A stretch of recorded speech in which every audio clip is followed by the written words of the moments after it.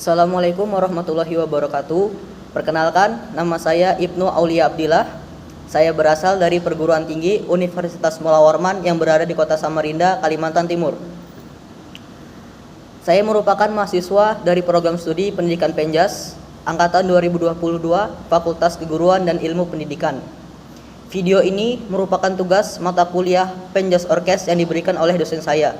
Saya berharap dengan adanya video yang saya buat ini dapat memberikan tambahan ilmu pengetahuan bagi diri saya sendiri dan siapapun yang menonton video ini. Baiklah, mari kita mulai saja videonya. Belajar. Apa yang dimaksud dengan belajar? Belajar merupakan aktivitas ke arah perubahan tingkah laku melalui interaksi aktif individu terhadap lingkungan. Bagaimana ciri-ciri belajar? Yang pertama dari segi proses. A. Adanya aktivitas, yaitu fisik, mental, maupun emosional. Yang B. Melibatkan unsur lingkungan. Yang C. Bertujuan ke arah terjadinya perubahan tingkah laku, behavioral change. Yang kedua dari segi hasil. Yang pertama ada bersifat relatif tetap dan yang kedua diperoleh melalui usaha. Mengapa perlu belajar? 1. Potensi manusia bersifat laten dan terbuka.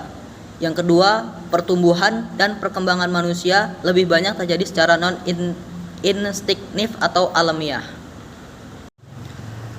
Pembelajaran. Apa yang dimaksud dengan pembelajaran? Pembelajaran adalah penyediaan sistem lingkungan yang mengakibatkan terjadinya proses belajar pada diri siswa. Bagaimana ciri-ciri pembelajaran? Yang pertama, adanya unsur guru. Yang kedua, adanya unsur siswa. Yang ketiga, adanya aktivitas guru dan siswa. Yang keempat, adanya interaksi antar guru dan siswa. Yang kelima, bertujuan ke arah perubahan tingkah laku siswa. Dan yang terakhir adalah proses dan hasilnya terencana atau terprogram. Mengapa perlu pembelajaran? 1. Peristiwa belajar tidak selalu terjadi atas inisiatif diri individu. Yang kedua, individu memerlukan bantuan untuk mengembangkan potensi yang ada pada dirinya. Yang ketiga, perlunya lingkungan yang kondusif guna mencapai perkembangan individu secara optimal. Faktor-faktor apa saja yang mempengaruhi proses dan hasil belajar pembelajaran? Yang pertama ada guru, siswa, tujuan, materi, instrumental, dan lingkungan. Apa yang dimaksud dengan tujuan belajar pembelajaran? Tujuan belajar pembelajaran merupakan perilaku yang diharapkan dapat dicapai siswa sehubungan dengan aktivitas belajar pembelajaran yang dilakukan. Jenis tujuan dalam belajar pembelajaran meliputi apa saja? Yang pertama, tujuan struktural atau standar kompetensi, yaitu menggambarkan perilaku internal dalam lingkup yang luas. Yang kedua, tujuan pembelajaran umum atau kompetensi dasar, menggambarkan perilaku internal dalam lingkungan yang relatif terbatas. Yang ketiga, tujuan pembelajaran khusus atau indikator, menggambarkan perilaku eksternal dalam lingkup yang spesifik. Jenis-jenis perilaku yang menjadi dasar dalam penentuan dan perumusan tujuan belajar pembelajaran meliputi apa saja? Yang pertama, perilaku dalam ranah kognitif. Yang kedua, perilaku dalam ranah afektif. Dan yang terakhir adalah perilaku dalam ranah psikomotorik.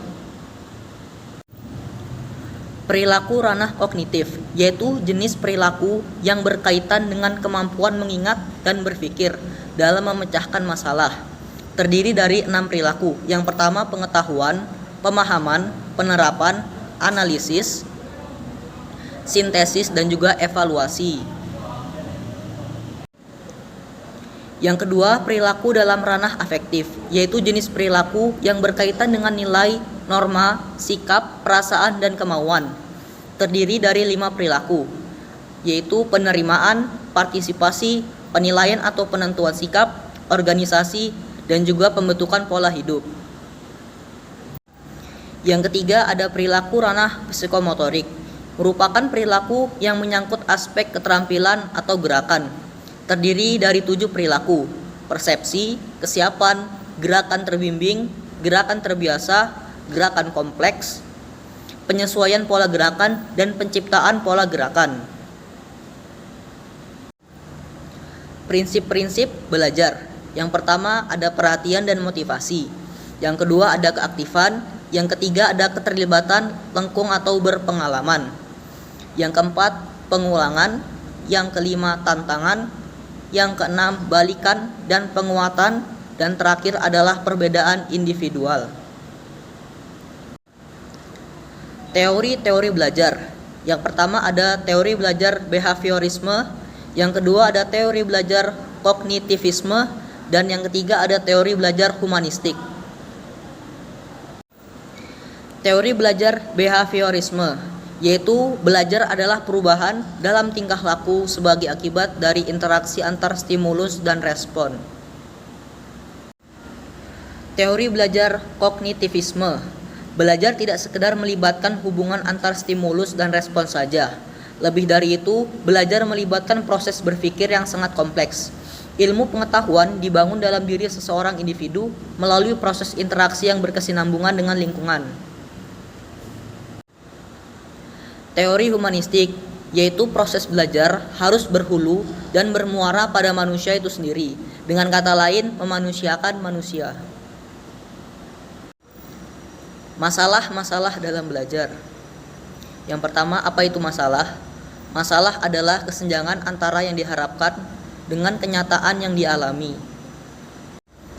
Apa itu masalah belajar? Masalah belajar merupakan kesenjangan antara yang diharapkan dengan kenyataan dalam bidang belajar. Contohnya, siswa diharapkan lancar membaca, namun kenyataannya siswa tidak lancar membaca. Jenis-jenis masalah belajar. Yang pertama ada motivasi belajar yang kurang atau rendah, kebiasaan buruk dalam belajar, lambat belajar, prestasi belajar tidak sesuai dengan potensi, sulit mengkonsentrasikan perhatian dalam belajar, sikap buruk atau kurang memadai dalam belajar, dan bakat dan minat tidak sesuai. Faktor penyebab masalah belajar. Yang pertama ada dari ekstern atau dari dalam, yaitu guru sebagai pembina pembelajaran. Yang kedua prasarana dan sarana pembelajaran. Yang ketiga kebijakan penilaian. Yang keempat lingkungan sosial siswa di sekolah. Dan yang kelima adalah kurikulum. Faktor penyebab masalah belajar yang dari intern atau dalam. Yang pertama ada IQ siswa. Yang kedua ada kemampuan siswa. Yang ketiga motivasi, yang keempat rasa percaya diri, yang kelima kebiasaan belajar, dan yang terakhir adalah cita-cita mahasiswa. Cara-cara pengungkapan masalah dalam belajar bisa dengan observasi atau pengamatan langsung, dengan analisis hasil belajar, dengan pengungkapan hasil belajar atau tes hasil belajar, dengan tes diagnostik, dengan tes bakat dan minat, dengan wawancara, serta dengan alat ungkap masalah atau AUM. Upaya penanganan masalah belajar. Yang pertama, dapat dengan pengajaran perbaikan atau remedial. Yang kedua, dengan program pengayaan. Yang ketiga, pembelajaran individual. Dan yang terakhir adalah layanan bimbingan dan konseling atau BK. Sekian video tentang materi belajar dan pembelajaran ini. Saya harapkan dapat mudah untuk dimengerti. Apabila ada kurang dan kesalahan, saya mohon dimaafkan. Saya Ibnu Aulia Abdillah. Wassalamualaikum warahmatullahi wabarakatuh.